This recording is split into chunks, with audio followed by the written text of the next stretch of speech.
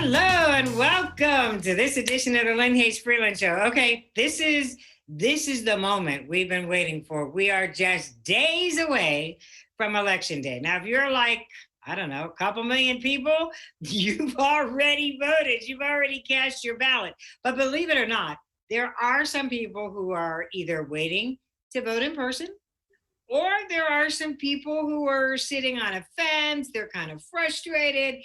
They're not sure what they want to do. You're the people I want to talk to today.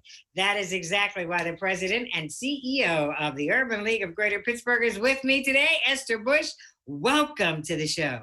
Thank you. Thank you, Lynn. How have you been? I've been great. You know, like I am on the conservative side, so I've been kind of staying home, staying safe. I don't play with this virus thing. What about you? Right.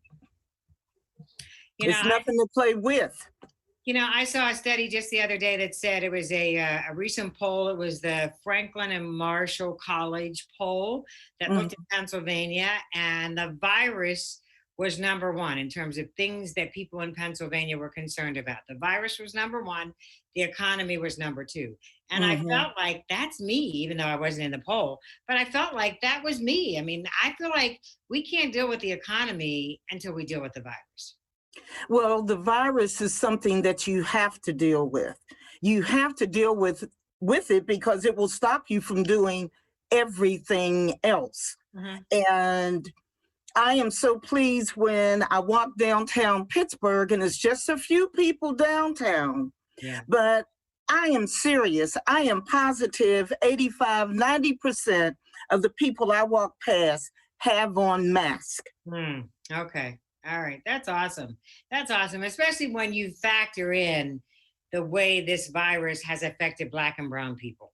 I mean, there is a vulnerability there in our community that we really do have to take it serious. And I feel like the way people are still debating to mask, to not mask, but I feel like in the Black community, it's a different conversation. It's a different discussion.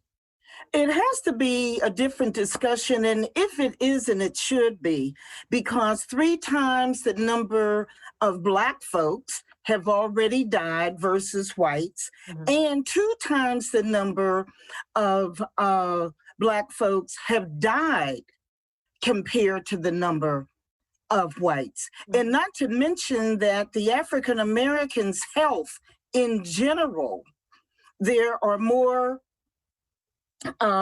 pre-existing conditions. The health care is not as robust as it should be. The individuals with health insurance, I mean, it goes on and on. So when you look at the health of Black folks in general, we need to take this very serious. And again, I'm so pleased that it looks like most are, but there are still some people that make me very nervous because they get relaxed around family. And if you don't live in a house with that person and know what that person does every day, all day, you need to be keeping your distance. And I'm a hugger and a kisser, so you know I do not like. You are a hugger. You are a hugger. That's right. I hug everybody. And so it really is uncomfortable for me as I go up and put my elbow up.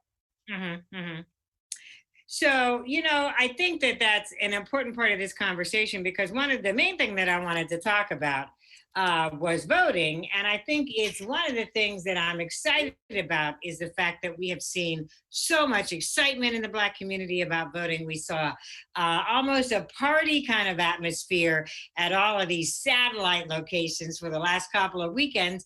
But we also saw masking going on at everyone that I saw, community college, out in Northside, Homewood, up at the Shop Dave. I mean, everybody was wearing masks. That's right. We're coming out to vote.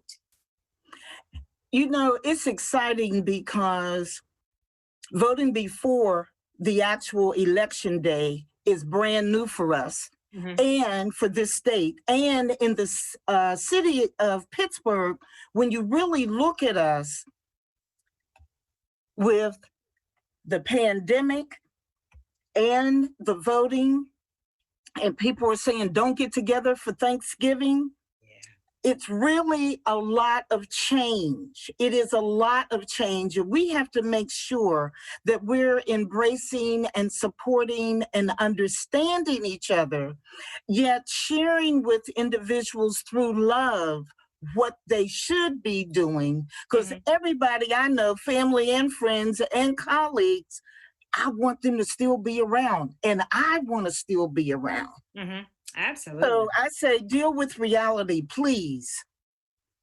So let me ask you this, Esther. I mean, one of the things, when you hear people talk about this election, one of the things that people are saying is this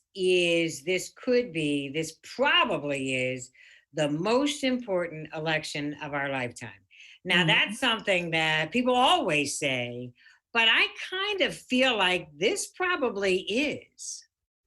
I fully agree with you. When you look at the pandemic and how it has changed our life, period, in everything that we do in terms of relationships, family, friends, going to work, or working from home, when all these things have changed, then you look at voting. I share with individuals, voting is so important. It is so critical.